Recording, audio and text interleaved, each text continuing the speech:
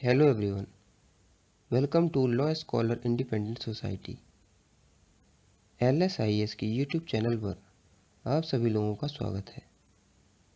आज हम सभी हिंदी की प्रतियोगितात्मक कक्षाओं की शुरुआत करने जा रहे हैं, जिसके अंतर्गत विभिन्न प्रतियोगी परीक्षाओं में हिंदी विषय से संबंधित प्रश्नों पर चर्चा की जाएगी और उन्हें समझने का प्रयास किया जाएगा।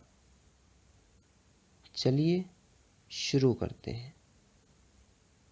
सबसे पहले हिंदी विषय को जानने के लिए हमें हिंदी वर्णमाला का ज्ञान आवश्यक है। तो हम सभी बेसिक से शुरुआत करते हैं।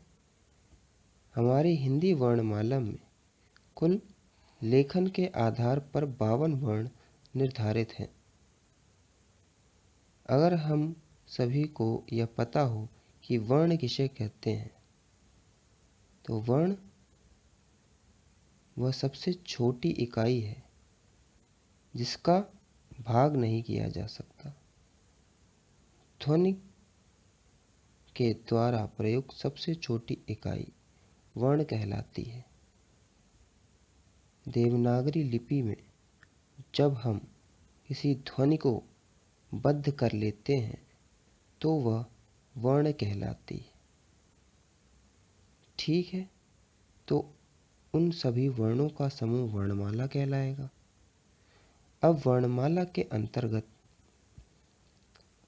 दो भाग होते हैं, स्वर और एक व्यंजन। स्वर क्या होता है? वे सारे वर्ण, वे सभी वर्ण जिनका उच्चारण बिना किसी अवरोध के तथा बिना किसी दूसरे वर्ण की सहायता से हो, वे क्या कहलाएंगे? वे स्वर कहलाएंगे।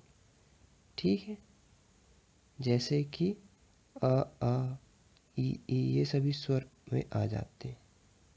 अब बात करते हैं हम व्यंजन।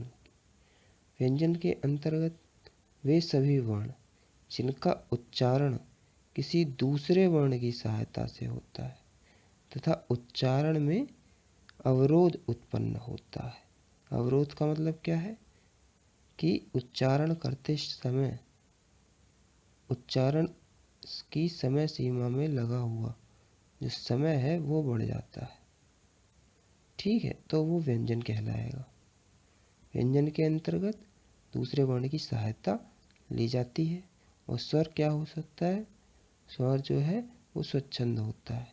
ठीक है, उसके अंदर किसी भी दूसरे वर्ण की सहायता नहीं ली जाती। ठीक, तो यह बेसिक डिफरेंस स्वर और व्यंजन में होता है। मूलतः 33 व्यंजन होते हैं। ठीक है, चलिए अब आगे बढ़ते हैं। अब स्वरों के अंतर्गत दो प्रकार के स्वर होते हैं, हर्ष स्वर और दीर्घ स्वर। हर्ष स्वर कौन से होते हैं? वे स्वर जिन्हें बोलने में हमें कम समय लगता है, ना के बराबर। ठीक है, शक्ति नहीं लगती, बहुत कम समय लगता है, वो होते हैं हर्ष स्वर। ठीक है, इनकी मात्रा भी इकाई होती है, एक होती है। ठीक है, जैसे अ, छोटा ई, छोटा ऊ और री, ये क्या है? हर्ष स्वर है। इन्हें मूल स्वर भी कहते हैं। तो अगर पूछा जाए मूल स्वर क्या होते हैं, तो भी आप यही जवाब लिखेंगे और हर्ष स्वर में भी यही जवाब लिखेंगे। ठीक है, अब बात करते हैं दीर्घ स्वर की। तो दीर्घ स्वर के अंतर्गत हमारे 7 स्वर आते हैं। कौन कौन से? बड़ा, बड़ी, बड़ा ऊ, ए, ओ और औ। ठीक है, ये सभी दहाई मात्रा वाले, मतलब 2 मात्रा वाले होते हैं। इन्हें जब हम उच्चारित करते हैं तो हर स्वर से ज़्यादा समय इनमें लगता है, इसीलिए इनका नाम है दीर्घ स्वर। ठीक है, अब बात करते हैं हम व्यंजनों की। व्यंजनों के ये मूलतः 5 प्रकार हैं, स्पर्श व्यंजन, अंतस्थ व्यंजन, ऊष्म व्यंजन, आगत व्यंजन और संयुक्त व्यंजन। ठीक है, सबसे पहले बात करते हैं स्पर्श व्यंजन की। स्पर्श व्यंजन वो जिनको उच्चारण करते समय हमारे मुख में वायु का आवागमन दो या दो से ज़्यादा जगह से होता है। तो दो या दो जगह से स्पर्श होने के नाते ये सभी व्यंजन स्पर्श व्यंजन कहलाते हैं। ठीक है। का वर्ग से पा वर्ग तक 25 तथा ड़ा और ढा ये दो, इनको मिला के टोटल 27 जो व्यंजन हैं वे स्पर्श व्यंजन कहलाते हैं। ठीक है। अब बात करते हैं अंतस्थ व्यंजनों की। अंतस्थ का अर्थ क्या होता है? जो हमारे अंतस से निकले। अंतस मतलब हमारे अंदर से।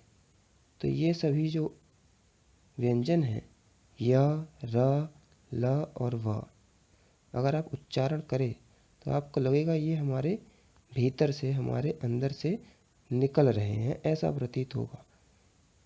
इसी कारणवश इनका नाम अंतस्थ व्यंजन रखा गया है। ठीक है। तो ये चार जो हमारे व्यंजन हैं य, र, ल, व, ये अंतस्थ व्यंजन हो गए। अब बात करते हैं ऊष्म व्यंजनों की। ऊष्म इनका नाम क्यों पड़ा?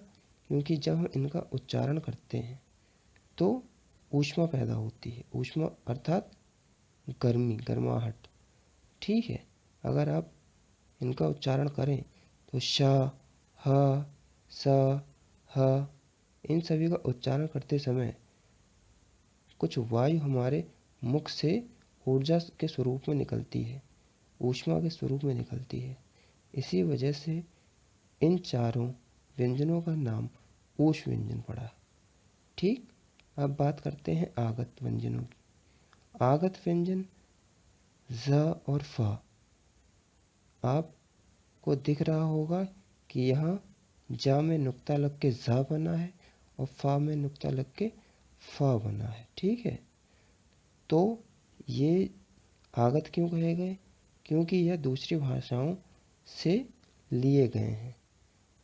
ये अरबी फारसी भाषा के शब्द जब हिंदी में सम्मिलित कर लिए गए तो ये आगत शब्द कहलाए, तो ये आगत व्यंजन हो गए। ठीक है। ज और फ आगत व्यंजन हो गए। इनसे बनने वाले शब्द आगत शब्द कहलाए जाते हैं। अब बात करते हैं संयुक्त व्यंजन की। तो संयुक्त नाम से ही स्पष्ट है कि दो स्वरों को जोड़ के जो बने हों वो संयुक्त होते हैं। ठीक है। छ, त्र, ज्ञ या श्र ये सभी संयुक्त व्यंजन हैं क्योंकि यह जोड़कर बनाए गए हैं। ठीक है। तो हमने क्या देखा कि लेखन के आधार पर स्वरों की संख्या है 11 और व्यंजनों की 41। तो कुल 52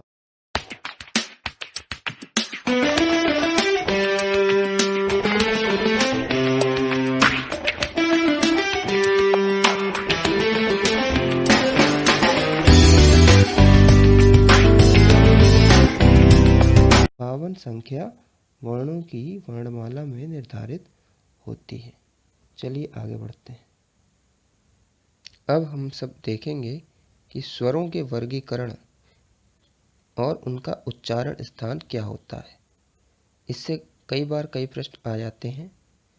तो चलिए देखते हैं कि जो भी वर्ण है वह जिन भी जगह से निकलते हैं हमारे मुख के, उसके आधार पर उनका उच्चारण स्थान निर्धारित होता है तथा उस वर्ण का नाम निर्धारित होता है। जैसे कि वर्ण का नाम क्या है? कंठ। कंठ का अर्थात उच्चारण स्थान कहाँ होगा? कंठ होगा, गला होगा। तो हमारे गले से जितने भी वर्ण निकलेंगे गणे के द्वारा, ठीक है, वे सभी वर्ण कंठ वर्ण कहलाएंगे। कौन कौन से वर्ण कंठ वर्ण होते हैं? कौन कौन से स्वर कंठ स्वर होते हैं? हम स्वरों की बात कर रहे हैं अभी। तो छोटा आ, बड़ा आ, अंग और आंग। ठीक है। ये सभी गले से निकल रहे हैं, कंठ से निकल रहे हैं। इसके अंदर भी हर्ष स्वर हो गया हमारा छोटा, दीर्घ स्वर हो गया बड़ा। ठीक है। मौखिक स्वर या निरानुनासिक। निरानुनासिक मतलब जो अनुनासिक नहीं है। ठीक है। अनुनासिक का अर्थ क्या होता है?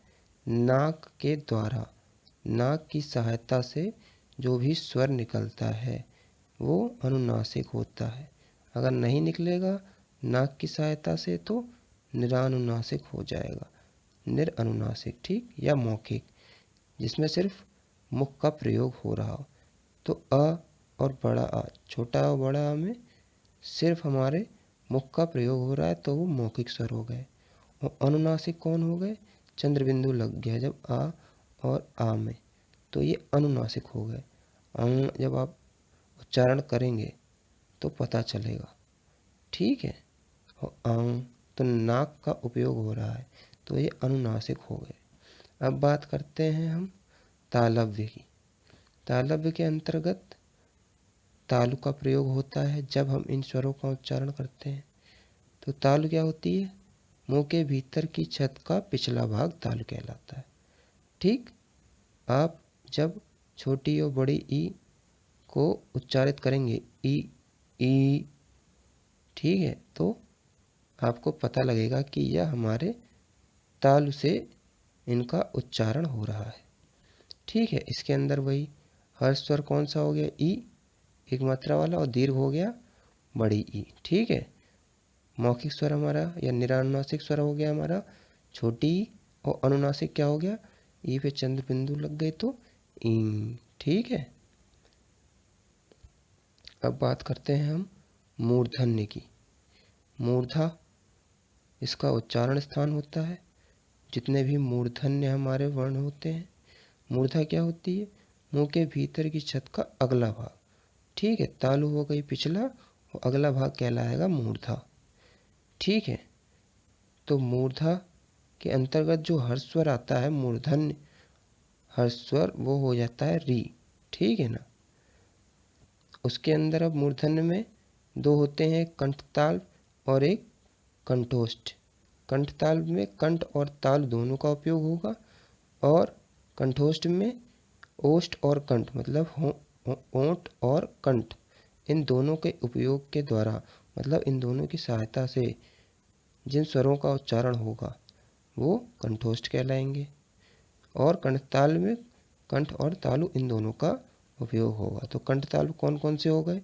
ए और ए, ठीक है। ए ऐसे मूर्धन्य कंठ तालव्य स्वर हैं जो कि दीर्घ हैं, ठीक है। और ओ और ओ ऐसे कंठोष्ठ स्वर हैं, ठीक है। कंठोष्ठ मूर्धन्य स्वर जो कि दीर्घ स्वर में आते हैं, ठीक। आपको ये बात समझ में आ रही है? ठीक है। अब बात करते हैं ओष्ठ की। ओष्ठ मतलब ओंठ, ठीक है, जो हमारे ओंठ से जिन शब्दों का उच्चारण होता है ओंठ की सहायता से, ठीक है। होंठ नहीं होता है, ओंठ होता है, ठीक। तो ओंठ की सहायता से जो भी स्वर उच्चारित होते हैं वे ओष्ठ स्वर कहलाते हैं, ठीक। अब बात करते हैं ऊ की, छोटा ऊ, तो वो हर्ष ओष्ठ हो गया, हर्ष स्वर, ठीक है। और बड़ा ऊ कैसा हो गया?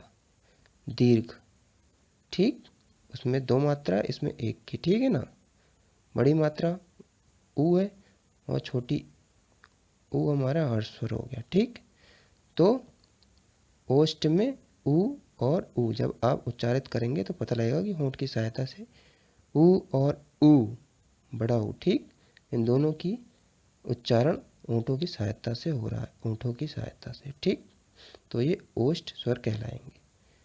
तो ये जो तालिका है, टेबल है, ये आप लोग बना लें, इसे याद कर लें, क्योंकि यह बहुत ही सहायता करेगी स्वरों के वर्गीकरण और उनके उच्चारण स्थान को जानने में, ठीक है। तो आपने आज वर्णमाला के बारे में जाना, स्वर और व्यंजन जाने, उनके प्रकार जाने और स्वरों का वर्गीकरण व उनका उच्चारण स्थान जाना, ठीक है। अगर आपको किसी भी चीज़ प्रकार की कोई समस्या हो तो कमेंट बॉक्स में आप लिख सकते हैं। आप इस वीडियो को लाइक करना ना भूलें, शेयर करें और LSIS के YouTube चैनल को सब्सक्राइब करें। आप सभी का बहुत बहुत धन्यवाद।